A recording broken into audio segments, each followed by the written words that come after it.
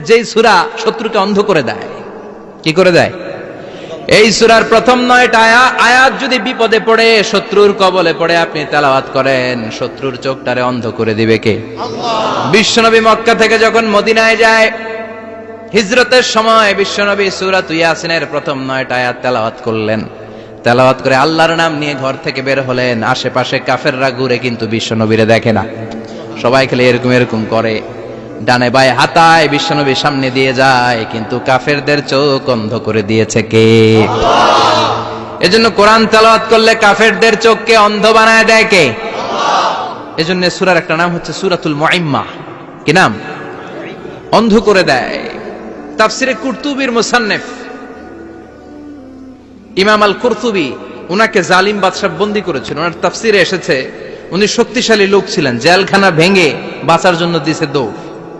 উনারেও ধরার জন্য জালিম বাদশার সৈনিকেরা ঘোড়া নিয়ে রওনা হয়েছে। উনিও দৌড়ায়, ঘোড়াও পেছন থেকে আসে।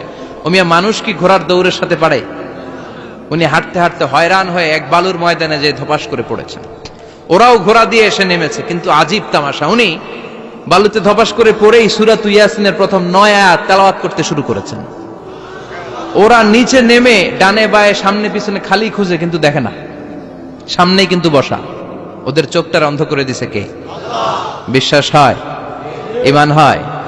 এজন্য বিপদে পড়লে সূরা ইয়াসিনের প্রথম 9 আয়াত পড়তে রাজি আছেন? আল্লাহ তুমি তৌফিক দাও। আর জোরে পড়েন আমিন।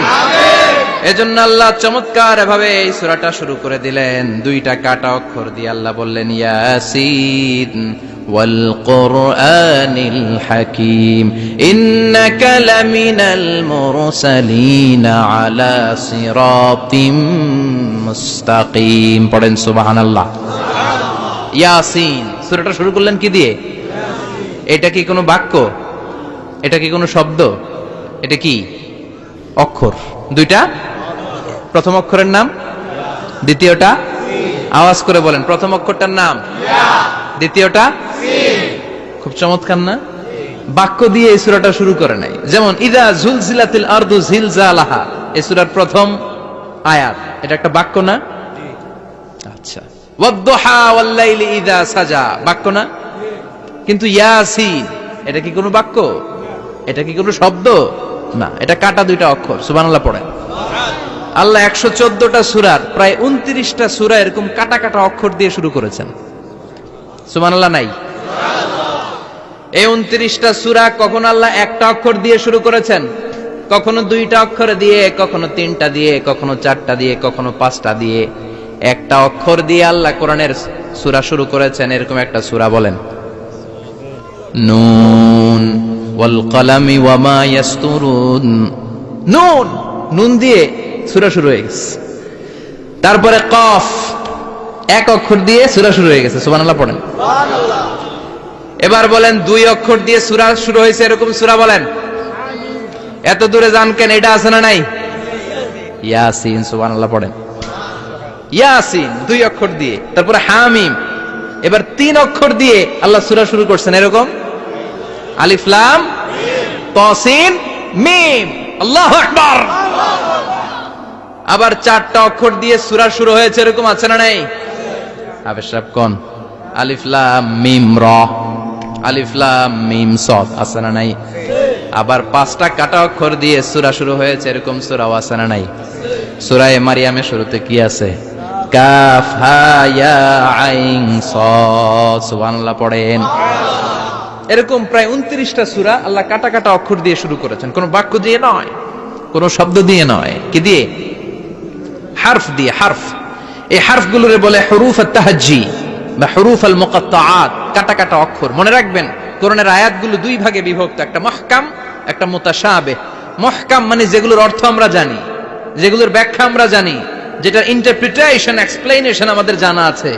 আর মুতাশাবিহ আমরা অর্থ জানি না, আমরা ব্যাখ্যা জানি না, এটা দিয়ে আসলে কি বুঝাইছে আমরা কেউ জানে না। জানে একজন, চিল্লায় বলেন তিনি কে? আল্লাহ।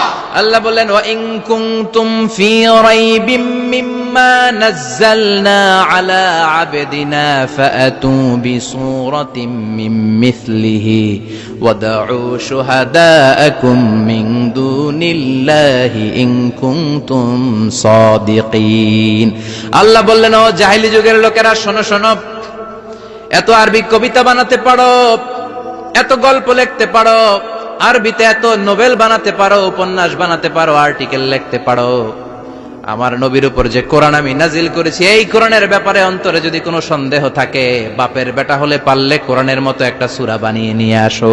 পারছে? কিয়ামত পর্যন্ত কেউ পারবে? বিশ্বনবী যেই জামানাতে এসেছিলেন ওই জামানায় আরবি ভাষা সাহিত্যের উৎকর্ষতা সাধিত হয়েছিল। আরবি ভাষার এতটা উৎকর্ষ পৃথিবী কখনো দেখে নাই। কবিতা, গদ্য, পদ্য, গল্প, উপন্যাস, রচনা, প্রবন্ধ, আর্টিকেলের শয়লাভ। এই ভাষা সাহিত্যিকদের চোখে আঙ্গুল দিয়ে আল্লাহ বুঝাতে চাইলেন এত অর্থ করতে পারো, এত ব্যাখ্যা জানো, এত বড় বড় বুলিয়া ওড়াও, এত কিছু তুমি জানো, তাহলে বলো ইয়াসিন অর্থ কি? সুবহানাল্লাহ কইবেন না? তাইলে বল নুন অর্থ কি, কফ মানে কি, আলিফ লাম রা মানে কি, ফাবুহিতাল্লাযী কাফার। কেউ জানে না, কেউ উত্তর দিতে পারে না। কোন সুবহানাল্লাহ। এটা কোরআনের মুজিজা, এটার অর্থ কেউ জানে না। আর এগুলোর অর্থ নিয়ে খোঁচাখুচি করাও ঠিক না। তবে মুফাসসিরিনে ইকরাম এগুলোর কিছু অর্থ সম্ভাব্য বলার চেষ্টা করেছেন। যেমন ইয়াসিনের অর্থ ইবনে আব্বাস বলেছেন এর অর্থ হতে পারে ইয়া ইনসান, হে মানুষ। সুবহানাল্লাহ পড়েন। কেউ কেউ বলেছে এটার অর্থ হতে পারে ইয়া সাইয়্যিদ আল মুরসালিন। কেউ কেউ বলেছেন ইয়াসিন হতে পারে ইসমুল্লাহ, আল্লাহর নাম। কেউ বলেছেন এটা হতে পারে ইসমুন লিন নবী, বিশ্ব নবীর নাম। আবার কেউ কেউ বলেছেন ইয়াসিন হতে পারে এই কোরআনে কারিমের একটা নাম। কোন সুবহানাল্লাহ। এই সম্ভাব্য সব কথাগুলো বলে পৃথিবীর সব মুফাসসিররা বলতে বাধ্য হয়েছেন আল্লাহু আ'লামু বিমুরাদিহি বিহি। এটার দ্বারা আসল অর্থ যে কি এটা আমরা কেউ জানি না। জানে কে? চিৎকার করে বলতে হবে জানে কে? তাহলে ইয়াসিন মানে আমরা জানি না। ইয়াসিনের অর্থ আমরা ছেড়ে দেব কার উপর? এজন্য এই সূরাটা জান্নাতুন সূরা নয়, এটা তো কোরআনের কলিজা, হার্ট, হৃদয়। এজন্য সূরাটা সূরাতুল আযীমা। সুবহানাল্লাহ পড়েন।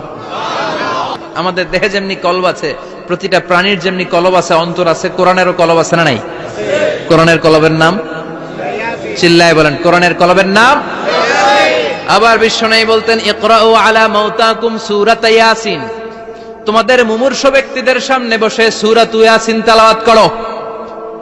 রূহ চলে যাবে, মৃত্যুর একেবারে দ্বার প্রান্তে দাঁড়িয়ে এই মুহূর্তে তার পাশে বসে পড়তে আরম্ভ করেন ইয়াসিন ওয়াল কুরআনিল হাকীম ইন্নাকা লামিনাল মুরসালিনা আলা সিরাতিম মুস্তাকিম। ওই ব্যক্তির ঈমানের মৃত্যু দান করে দিবে কে?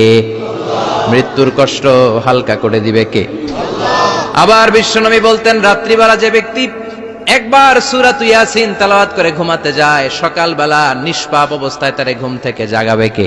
আল্লাহ। তাহলে এই সূরার মর্যাদা কম কম না বেশি বেশি? কলবুল কোরআন, এটা কোরআনের কলব। একবার পড়লে 10 পড়ার সওয়াব। আবার মুমূর্ষু ব্যক্তির সামনে বসে সূরা ইয়াসিন তেলাওয়াত করতে বলা হয়েছে। তাহলে মৃত্যুর কষ্টরে হালকা করে দেয় কে? আল্লাহ। আবার রাত্রিবেলা সূরা ইয়াসিন তেলাওয়াত করলে সকালবেলায় নিষ্পাপ বানায় দেয় কে? আল্লাহ। মনে থাকবে? কোরআনের কলবের নাম কি?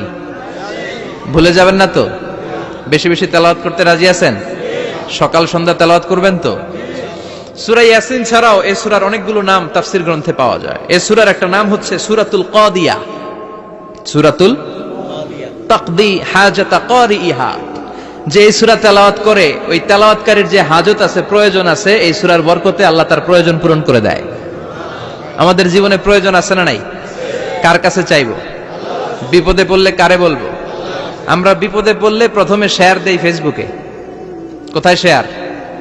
আগে শেয়ার দিব কার কাছে? মনে থাকবে? বিপদে পড়লে ফেসবুকে শেয়ার দিব না, বন্ধুরে শেয়ার করব না, বউয়ের কাছেও পরে শেয়ার করব, আগে শেয়ার করব কার কাছে? মনে থাকবে? এজন্য বিশ্বনবী বলতেন এই সূরার নাম সূরাতুল কাদিয়া। মানুষের হাজত পূরণ করে দেয়। এই সূরা তেলাওয়াত করে যদি আপনি আল্লাহর কাছে কোনো বিপদ থেকে পানা চান, অথবা কোনো প্রয়োজন নিয়ে দোয়া করেন, সূরার বরকতে প্রয়োজনটা পূর্ণ করে দেয় কে? কেউ যেটা পারে না পারে কে? কেউ যেটা দেয় না দেয় কে? কেউ যেটা শোনে না শোনে কে? তাহলে পেলাম সূরাতুল কাদিয়া। আরেকটা নাম আছে সূরার, সেটা হচ্ছে সূরাতুল আযীমা, সুমহান সূরা। কি সূরা? সুমহান, আযীমা। এই আযীম আর আযীমা এই শব্দ দুইটা অনেক দামি, আল্লাহ যে কোনো জায়গায় ব্যবহার করেন নাই। বিশ্বনবীর চরিত্রের উপমা দিতে যে আল্লাহ আযীম শব্দ বলেছেন, তাই না? রব্বুল আলামিন বলেন, ওয়া ইন্নাকা লাআলা খুলুকিন আযীম। ও নবী, সাধারণ কোন চরিত্র আপনারে আমি দেই নাই, আপনারে আমি দিয়েছি আযীম একটা চরিত্র, খুলুকুন আযীম। And verily indeed you are on a very good standard of character. অসাধারণ চরিত্র দিয়েছি। বিশ্বনবীর চরিত্র বুঝাতে যে আল্লাহ কি শব্দ ব্যবহার করেছেন? কথা বলে না, তাফসীর শিখে যেতে হবে। কোন শব্দ ব্যবহার করেছেন? আযীম। আবার আল্লাহ নিজের পরিচয় দিতে যে আযীম বলেছেন, ওয়ালা ইয়াউদুহু হিফযুহুমা ওয়া হুয়াল আলিয়্যুল আযীম। সুবহানাল্লাহ। আকাশ জমিনের নিয়ন্ত্রণ করতে যে আল্লাহ কখনো ক্লান্ত হয় নাকি? কারণ তিনি হচ্ছেন আল আলিয়্যুল আযীম। আল্লাহু আকবার। তার মানে নবীর চরিত্রের ক্ষেত্রে আযীম, আল্লাহর নিজের সত্তার ক্ষেত্রে আল্লাহ বললেন আযীম। আবার বললেন কিয়ামতের দিন গোটা পৃথিবীটারে আমি নাড়িয়ে দেব, গোটা পৃথিবীতে একটা আমি ভূমিকম্প দিব। এই কথাও কোরআনে আছে না নাই? ইযা জুলজিলাতিল আরদু জিলজালাহা আল কারিয়াতু মাল কারিয়া। পুরো পৃথিবী কাঁপিয়ে দিব। এই কাঁপাকাঁপিটা, ওই দিনের ভূমিকম্পটা কি অন্যান্য সময়ের ভূমিকম্পের মতো হবে? এই ভূমিকম্পকে আল্লাহ বলেছেন আযীম। ইন্না জালজালাতাস সাআতি লা শাইউন আযীম। সেদিনের ভূমিকম্প সাধারণ কোনো আর্থকোয়েক নয়, সাধারণ ভাইব্রেশন না, এটা আযীম। আবার আল্লাহ কোরআনকেও আযীম বলেছেন, ওয়ালাকাদ আতাইনাকা সাবআম মিনাল মাসানি ওয়াল কুরআনাল আযীম। ও নবী, আমি আপনার নিত্য পাঠনীয় সপ্তবাক্য সূরাতুল ফাতিহা দিয়েছি, সাথে সাথে কোরআনে আযীম দান করেছি। সুবহানাল্লাহ। তার মানে কোরআনের ক্ষেত্রে আযীম, কিয়ামতের ভূমিকম্প এটা আযীম, আল্লাহ নিজেও আযীম, বিশ্বনবীর চরিত্র। আবার এই সূরাটাও যেহেতু দামি, এজন্য এই সূরার নাম সূরাতুল আযীমা, সূরাতুল সুমহান সূরা। এটা যেন তেন সূরা নয়, এটা তো কোরআনের কলব।